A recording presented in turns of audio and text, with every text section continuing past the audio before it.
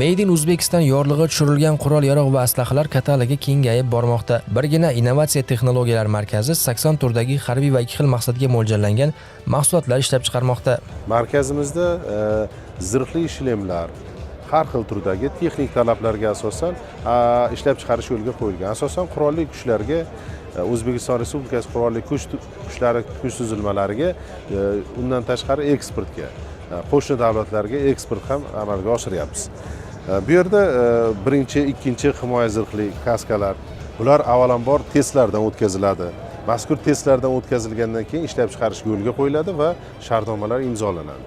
Har xil kuch tuzilmalariga, undan tashqari zirhli plitalar ishlab chiqariladi. Zirhli plitalar ham himoya sinfiga qarab, birinchi himoya sinifidan toki 6-chi himoya sinfigacha bo'ladi.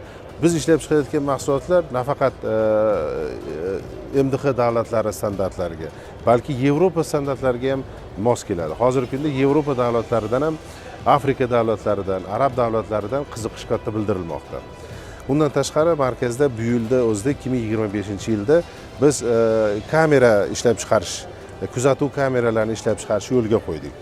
Bundan tashqari markazimizda optik vositalar ishlab chiqarish sexi mavjud. Mazkur optik vositalarda tungi ko'rish vositalari, ko'p funksiyali binokl, kollimator, teplovizor, tungi ko'rish qurollari uchun pritsellar, merganlik uchun pritsellar va hokazo mahsulotlar, optik vositalar ishlab chiqariladi.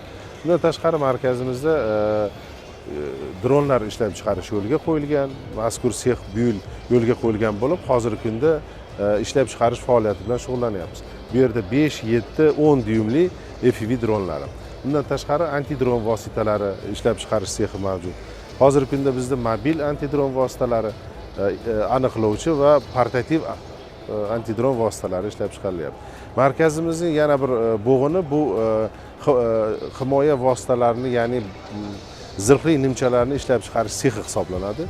Mazkur sexda kuch tuzilmalarining texnik talablariga asosan har xil turdagi zirhli nimchalar ishlab chiqariladi.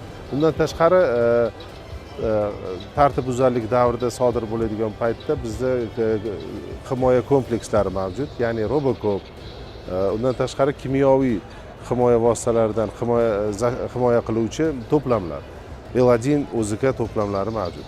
Bundan tashqari snayper miltiqlari uchun shtativlar, bu orqali o'sha otishni amalga oshiriladi.